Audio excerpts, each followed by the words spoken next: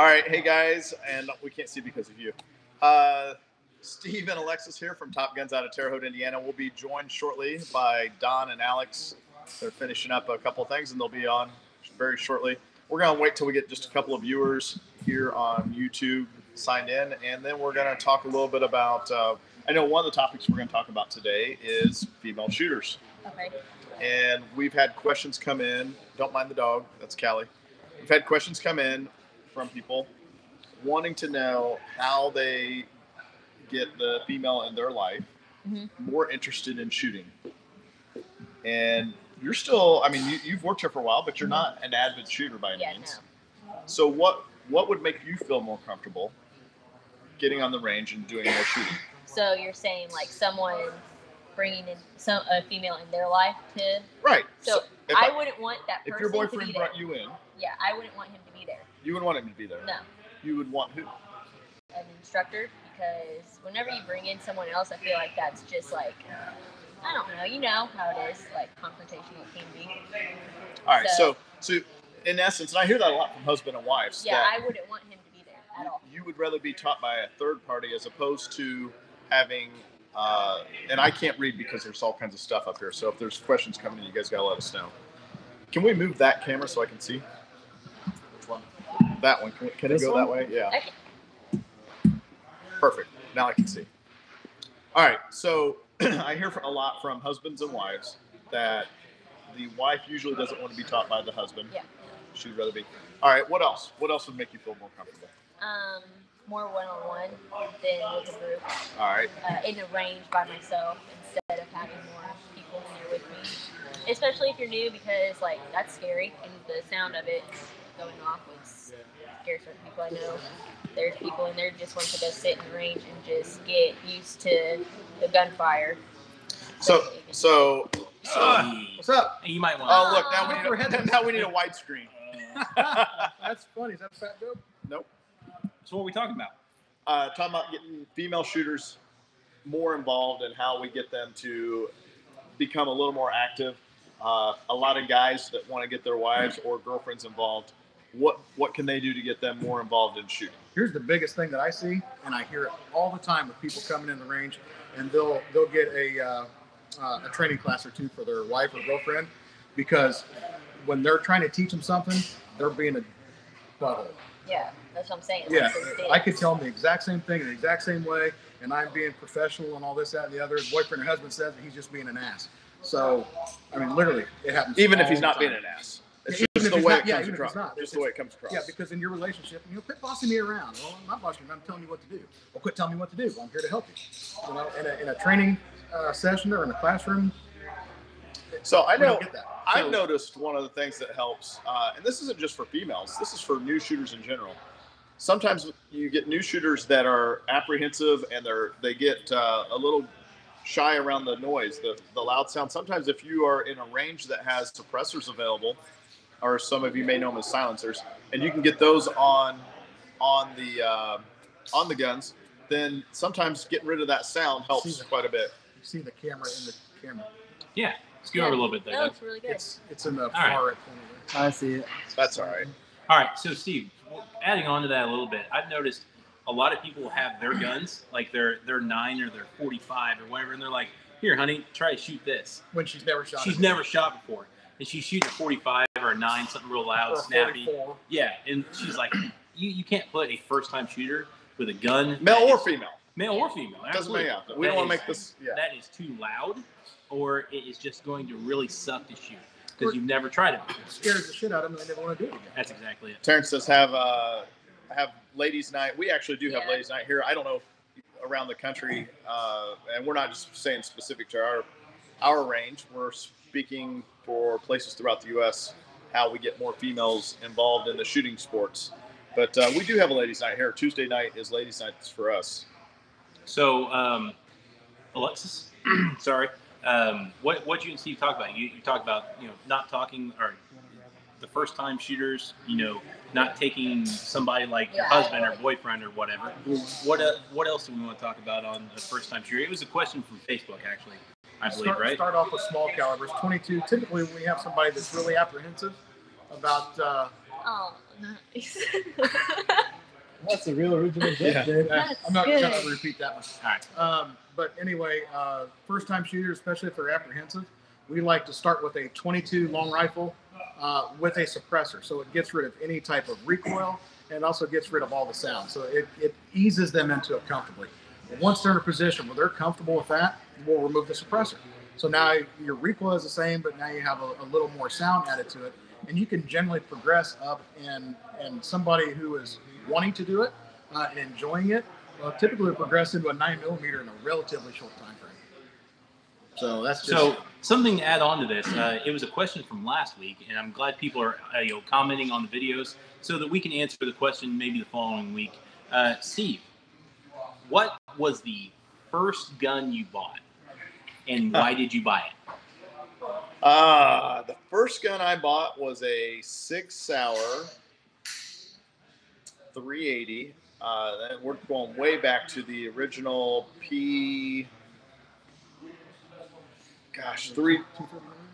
No. I can't remember. It looks like the Walther PPK. I can't remember. It was my first gun. I can't remember what it was. And I bought it because it was the only one that was available for me to buy at the time. So that's what I bought. Don, what was your first gun? First handgun? First gun, not the first gun you had. I'm talking about the first gun you went to a gun shop or somewhere else and bought. Beretta 92. So somebody just commented, better audio, please. Let us know if this is hard for you guys to hear. If we're not sure what we need to do. We've bought expensive microphones here recently. We have all these connectors and everything. If I don't you can't know. hear us, I don't know please what let it us is because it's coming through clear on here, but I don't know if it's translating right. know. Okay. through Well, we YouTube. might scoot it up or something, and maybe it's not getting us. The first purchase I ever had. Somebody else just says sounds fine. Yeah. It's clear. All right, I think we're good. There All a few right. people have said it sounds good. The first generation Sigma. That Smith. I don't know what it was. I don't remember you guys remember that model? It was like a two-tone. There was a Sigma. No, but I think it was before that. There was like a two-tone, whatever it was. The So, 99? I don't remember. That's It was a 99? Smith. It was a polymer, whatever. But it was like $200 or something. And that's the reason I bought it, is because price. Was I familiar with how it worked, semi-autos and all that stuff? No, not really. But it was because of price. I'm dating myself, but I bought mine because Lethal Weapon was out and Mel Gibson was running around with that Beretta 9mm, that 92, and it just looked badass. And I thought, man, I got to have one of those. And I think I was. I'm guilty of having bought one as well because of the same thing. Yep. So that's why I got it. Thanks, Mel. Appreciate it, buddy. What? That does. What's that say?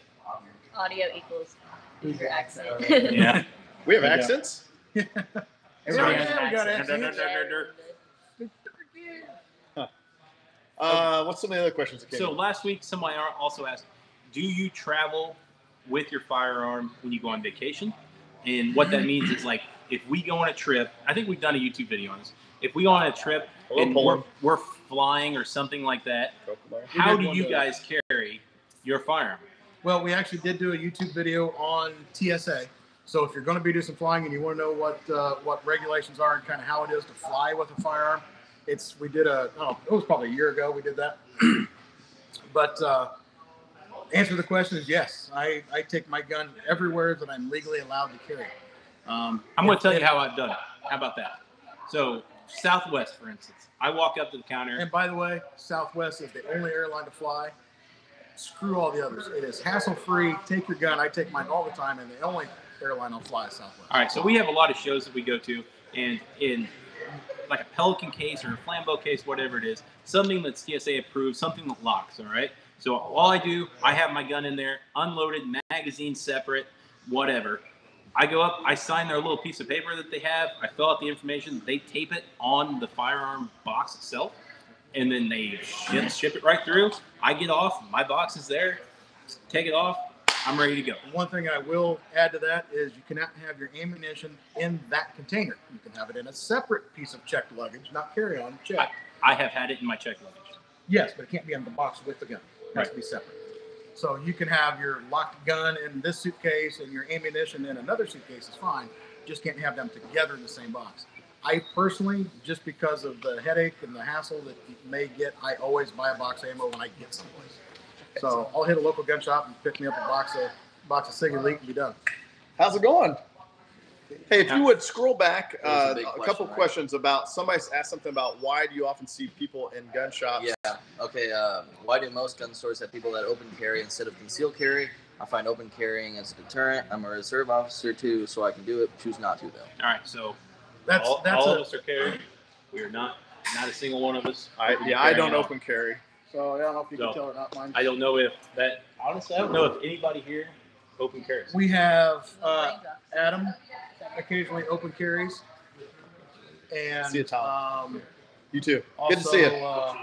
Jeremy, who is law enforcement, carries open as well. You know, I think open carry versus concealed carry. And he's talking about just gun shop, not right. So in general, there are a couple advantages of open carry. One, it can act as a deterrent, I suppose. Two, if you are fully open and you have easy, quick access to it, it can be faster to draw your firearm. Having said that, I'm also a firm believer that muscle memory plays a critical part in getting to your firearm quickly, because you're naturally going to go to wherever you're used to going to multiple times. And so for me, even though I might think that carrying open on occasion works, because 90% of my time I would typically be carrying concealed, I'm going to go ahead and stick with concealed. Hello from South Africa. So I will continue to carry concealed because that's the way I carry on a regular basis.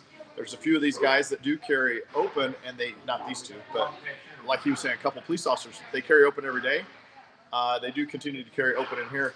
But you have to keep in mind, you're in a retail establishment. If you're not always behind the counter, you are now giving someone else potential access to your firearm, and they know where it's at, and they know what type of retention you have. So that makes you a little more of a target than somebody that you're looking at and you're not sure where they're carrying.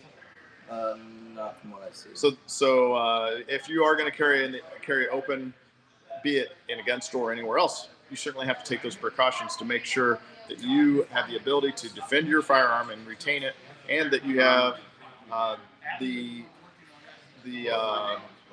what's the word I'm looking for, guys? I wouldn't listen to you. Thanks. All right.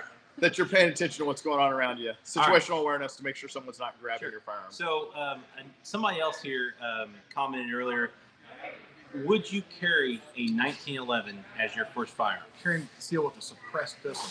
And if you can pull that off, good for you. Go ahead. I mean, you're talking about a pistol that becomes potentially 18 Steve, inches long. would you carry a 1911 as your first pistol? I would not. Not as a first firearm. I'm not a fan of I'm going to get some haters here.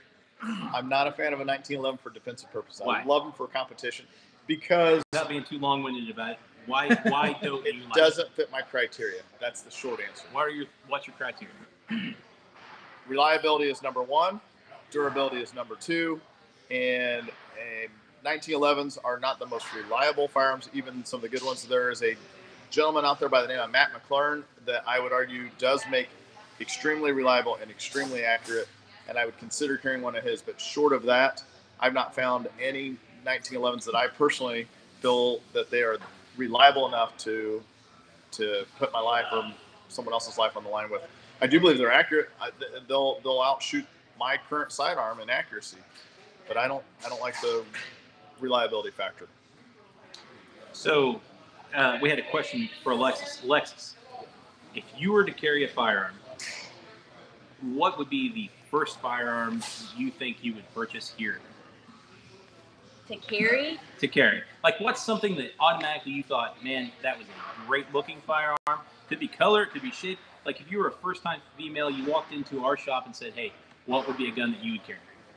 I'm small, but like the thing I'm most comfortable with is a Glock 19, which is obviously too big for me. And I've been using the 43 back in the range, and I don't like it as much.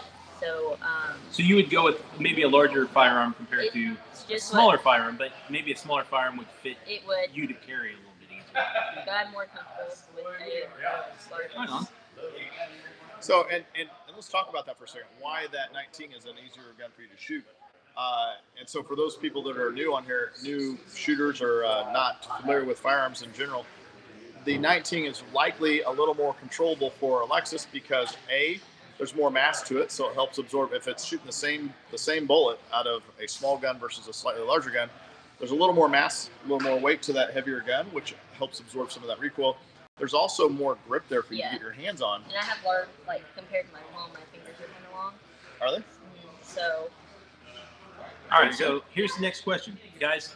And this is a lot of first-time buyers asking us. So this is what this live's really been geared towards. If you were to buy an AR-15, your very first AR off the shelf, all right, what would be the very first thing you would change on? Steve. Man, that's tough. I know what it I've depends on always the brand. I've changed one thing every time. I change the first thing I always change is I change the grip. All right. I don't like that standard plastic grip on there. I usually go with leave the Hogue that has the molding on it, the finger grooves, or the Plus from Magpul.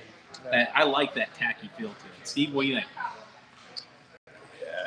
Just putting an optic on count as changing something, or I would say no. I changed the buttstock. Jennifer's still with Top Guns. Yes, we've seen all the words. Jennifer, she's at her other job at the moment, but yes, she is still here.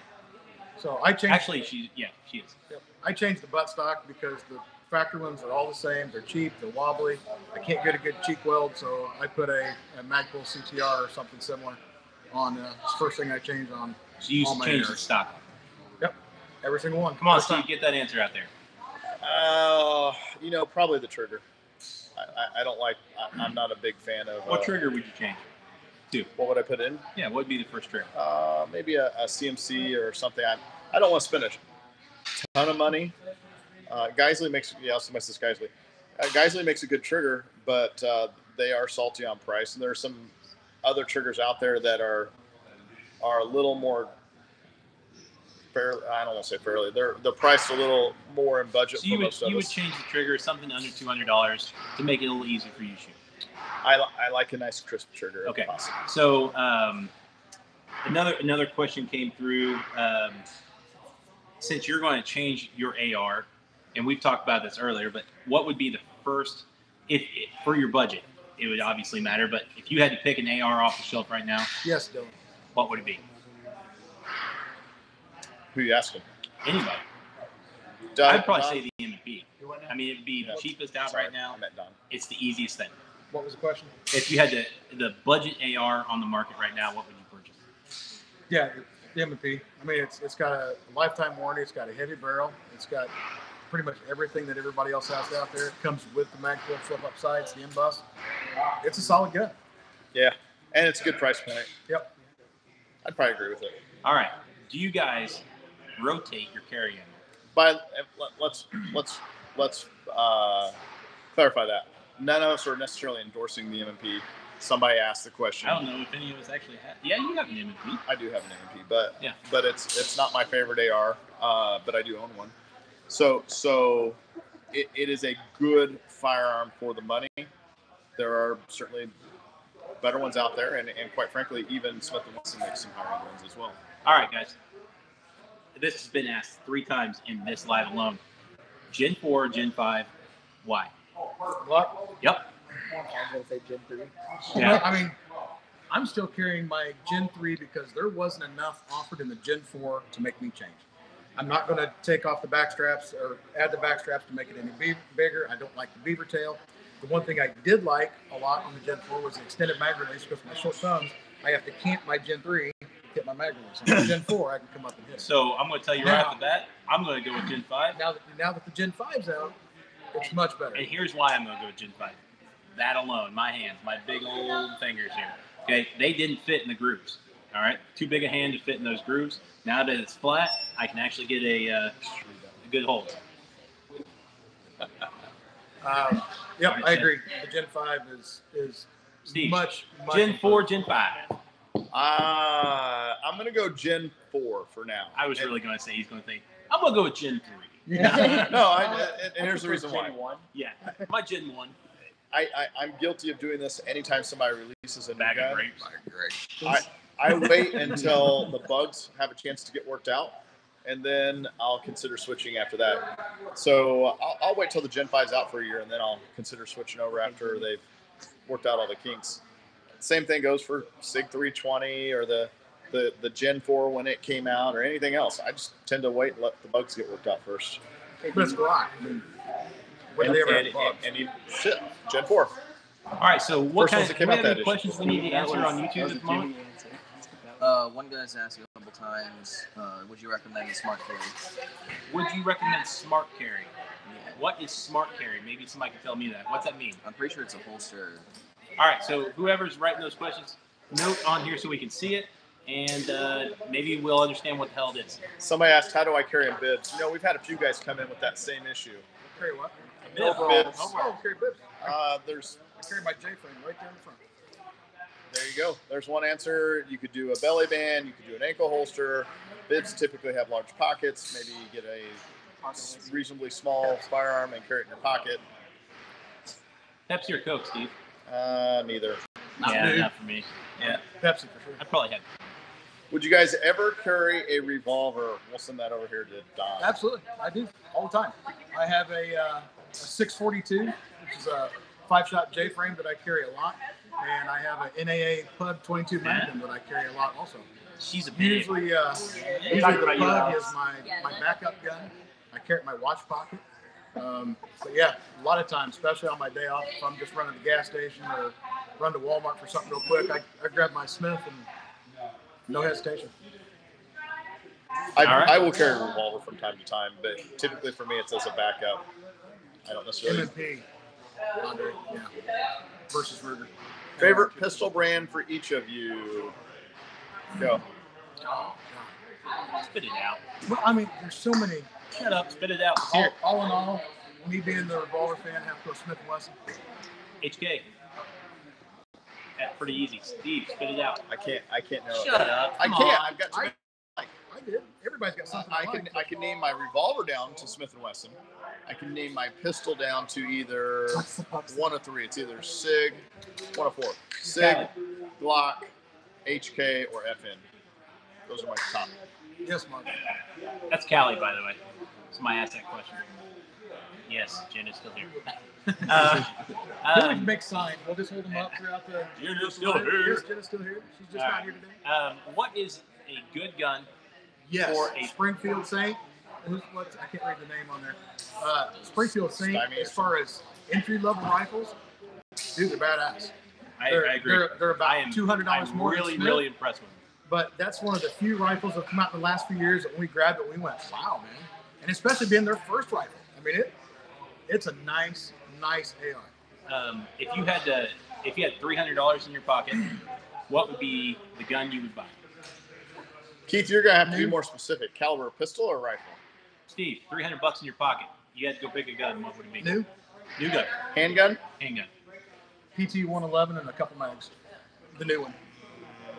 The Gen 2. The Gen 2 PT 111 and a couple extra mags. I'm not a Taurus fan. I can't say the same. Kylie, come here. Typically, I'm not Taurus fans, but that Kylie's gun, over here. Come here. I mean, if we ever had anybody ever come back and say, hey, man, this thing's a piece of shit, or had an issue with them, they're solid for the money. I would also probably go with, well, there's going to be some Black Friday. It would not be a Ruger LCP or an LC9. It would be $300. I think you can get, there's a couple of Springfield Armories that you can get around that price range right now. And there's I'm trying to think, might be a couple of others that have been on sale that we've had. Sometimes at your local shops you can get something that's on sale. It's good, high quality. All right, so I agree. I actually like that PT 111. I know the Shield is going to be on some Black Friday sales coming up all throughout the country. Yeah. You know, it's probably going to be down around that area too. So, guys, the gentleman just asked the question. Okay, pay attention to this one. Yeah, I think I saw the one here. All right, listen up, Steve.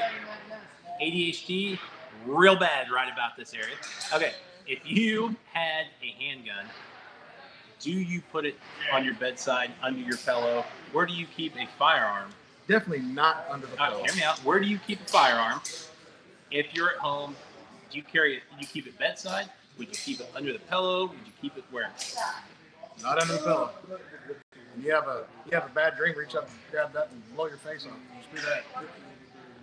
I agree. I would never put it under the pillow. Yeah, no. Not under the pillow, and if you've got kids, I think it's irresponsible to put it under your pillow or on your nightstand. Or on a headboard or whatever, yeah, because they could still get up in the middle of the night, maybe not hear them. So what do you guys suggest? Maybe having one of the mini safes that you have, a fingerprint or something to get into, a numbered system, sits right beside your bed. Is that what you think? Yep.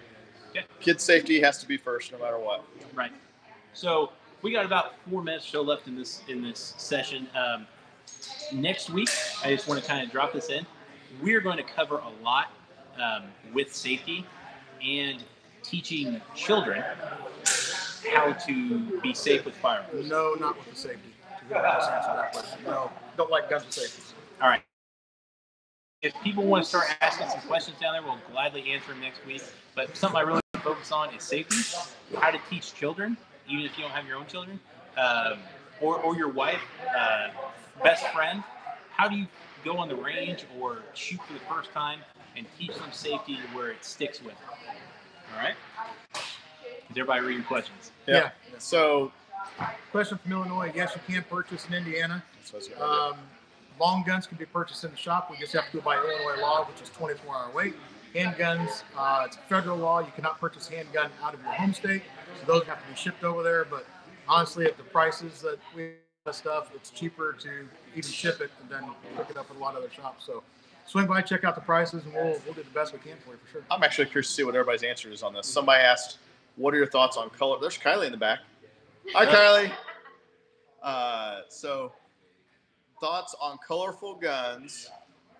We're gonna play put a new episode. Where's Kylie? Steve? Colorful. Somebody wanted to know, for colorful guns, what are our thoughts? All right. Colorful guns. I've got my answer. For kids. If you're buying a kid's gun, no. All right. What if you're buying your wife and girlfriend a gun? And they want the Tiffany blue gun? Well, I mean, personally, not for me, no. I mean, I get it, understand it. If you have children, you also have to make sure that they understand that just because it's colorful and pretty, that is not a toy. That's the biggest concern for me when I bought my son his first rifle. I bought one of the Savage Rascals.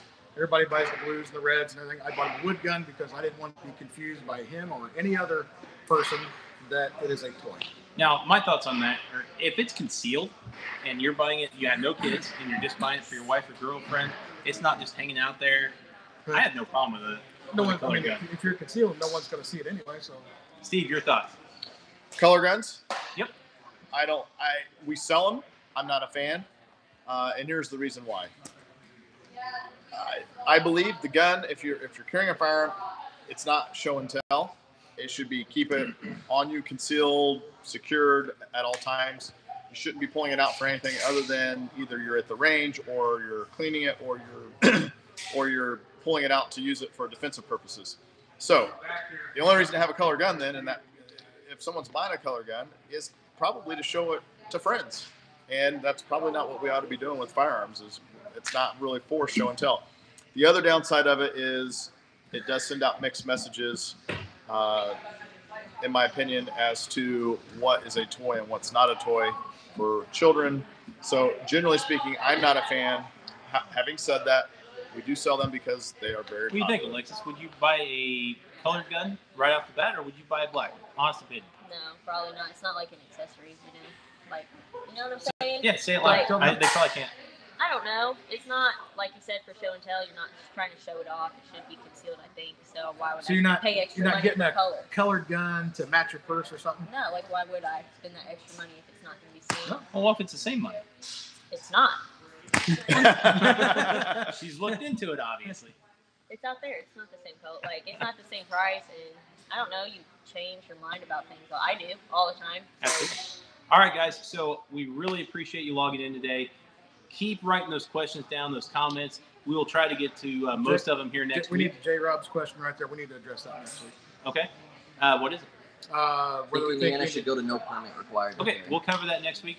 Next week, we're going to try to cover a lot of the questions you have.